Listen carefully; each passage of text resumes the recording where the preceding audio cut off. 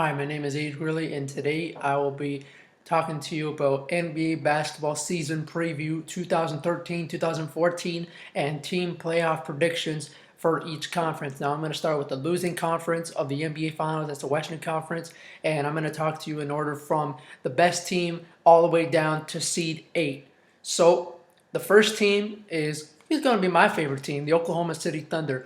Everyone's saying, yeah, Russell Westbrook is out for 4 to 6 weeks. Can the Thunder really prove they are still an elite team without him? Yeah, they can.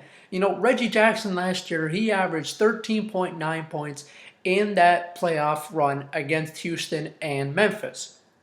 Now the Thunder, they were up one game to nothing on the Memphis Grizzlies, and they lost it. Memphis swept them 4 games straight right after that. But the games were close. But down the stretch, Kevin Durant, he wasn't the Kevin Durant that we all know, the scoring god who hits game winners. But he didn't do that. The team was really struggling without Westbrook, and they really need him back. But they got some more weapons. I think Jeremy Lamb and Reggie Jackson are the guys that need to step up this season, even when Westbrook comes back, because they don't have that third scorer anymore. They don't have Kevin Martin.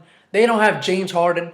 And if they were to still have those guys, I think they could beat probably the Miami Heat. But we're going to find out how good Jeremy Lamb and Reggie Jackson are. Now, they brought in a guy named Steven Adams, drafted him 12th overall out of Pitt. This guy's going to spell Perkins and Ibaka, and he's not a bad player. He's a strong, physical post player. Him and Collison are going to give some guys trouble on defense. Kendrick Perkins and Serge Ibaka are great big men, but I'm telling you, it's a big year for Serge Ibaka because this guy has to prove himself as a scoring big man. We know Ibaka can shoot jump shots all day, and he's very good at it. He's got a very good shooting percentage, but if he can get to the rim, it's going to allow Kevin Durant and Russell Westbrook, or whoever that third scorer is, to have some breathing room on defense so they can have more time to guard the defensive guys. Now the Thunder, I believe they will probably lose 2 less games than last season. Last season they went 60-22. That's incredible for a team that lost James Harden, and they went through a lot of adversity last year, but I think they can still do it. They're still better than the Clippers. They're better than San Antonio. The only thing is, if they stay healthy, they're the team to beat. I'm telling you, they're the team to beat if they are 100% healthy and if they make a trade for maybe someone big, another key asset. Because the guys they got on their team, they're fantastic. They're growing. I think they're still the best. Now, the number 2 team is the San Antonio Spurs, okay? They didn't make any changes this offseason. They lost Gary Neal. That was their only offseason loss. But they added another guy like Gary Neal, who I think is better than Gary Neal, Marco Bellinelli, a great three-point shooter in the clutch. He's fantastic. You got to put him on the floor, Greg Popovich. This team, last year, they almost beat the Miami Heat. They had a great chance to win. And that key factor of that team was Kawhi Leonard. I'm telling you, this guy's going to emerge into a superstar status come the next couple years. He's growing. He's learning from guys like Parker and Duncan, the late game experiences. He was one of the key assets in that championship run. Now, I'm telling you, Tim Duncan played like he was 25 years old last year. 25. The way he scored the basketball and the way he dominated the post of Miami Heat, Chris Anderson and Chris Bosh. He's the one that makes San Antonio successful. Him and Tony Parker have led these young guys, and Manu Ginobili have led these young guys to become better playmakers.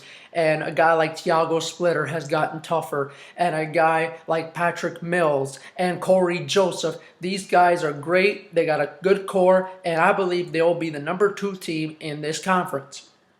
Now let's talk about number 3. In my opinion, it's going to be the Los Angeles Clippers. I think this team will get over the hump instead of being that 4th seed.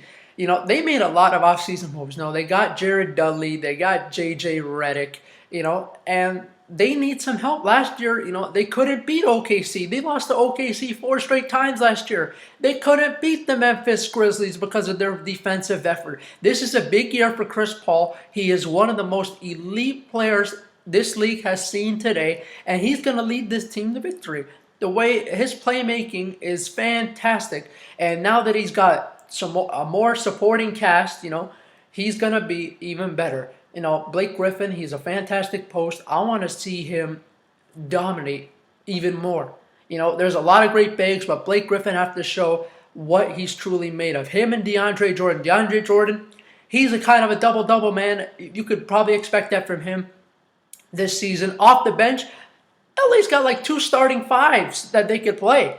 I mean, they got Darren Collison off the bench. They got Jamal Crawford. They got Byron Mullins. They got a good core of guys. Yeah, they lost Eric Bledsoe. They lost Caron Butler. Yeah, that's okay. Eric Bledsoe is going to be a very good point guard, by the way, in Phoenix. But they're going to be just fine with the guys they acquired. They're going to give a lot of teams some trouble, and this will be a great season for the LA Clippers and newly acquired coach Doc Rivers. He's going to make a big difference on this team. Now, let's talk about number 4. Number 4 in the Western Conference, I think, will be the Houston Rockets. Now, the Houston Rockets, we all know Dwight Howard went over to Houston, but we know that they're going to be number 4. They're going to jump from 8 to 4, not because of Dwight Howard, because of the playmaking of James Harden. James Harden is the reason why this team has grown. He has made other players better. A guy like Patrick Beverley, who's a very tough player that guys don't want to go up against because he's very tough and he can take it to the hole. Him and Jeremy Lamb, we don't know who's going to be the starter there, but I can tell you they're both very good point guards. They're good point guards. They can run this team and they can set up Harden and Howard and Chandler Parsons. Now, he's another guy that is going to be that third option on Houston. I'm telling you.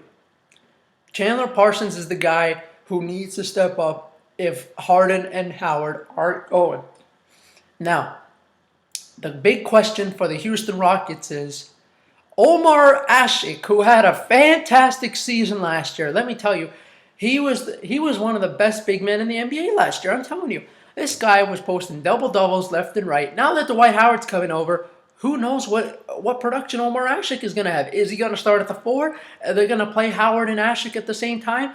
Or is Ashik's minutes going to decrease because of Howard? We don't know that for sure. But I'm telling you, Houston's going to be a very tough team. They're going to give a lot of teams a big run for their money, and they will be the number 4 seed. Now, number 5, this team's going to make one move up, and that's the Golden State Warriors. This team, they grow every year. They grow. Stephen Curry said they can make the NBA championship, but it's kind of tough. You don't gotta really, after maybe 8, 9, you don't have a really good supporting cast off the bench. I mean, you lost probably your best player off the bench, Jarrett Jack, and you lost Carl Landry. But okay, you brought in Andre Iguodala, who's a superstar. He's an all-star. Team USA. He's a guy that can defend the big name guys. That's what Golden State needs this year for Steph Curry and Klay Thompson to shoot that basketball, and allows Andre Iguodala to dominate on the defensive end. They're big. I like the big men. I like the duo of Bogut and Lee. They just correspond together left and right. David Lee is fantastic underneath the rim. He gets a lot of low post shots, and he complements the rest of the team. Now, off the bench, the 6th man, this guy might be the 6th man of the year. I'm talking about Harrison Barnes. This guy, he was incredible last year. His athleticism is unbelievably insane. He is a good player, and he is going to make a lot of teams squirm once he comes off the bench. Now, number 6, I'm going to say the Denver Nuggets. They did lose some guys. They lost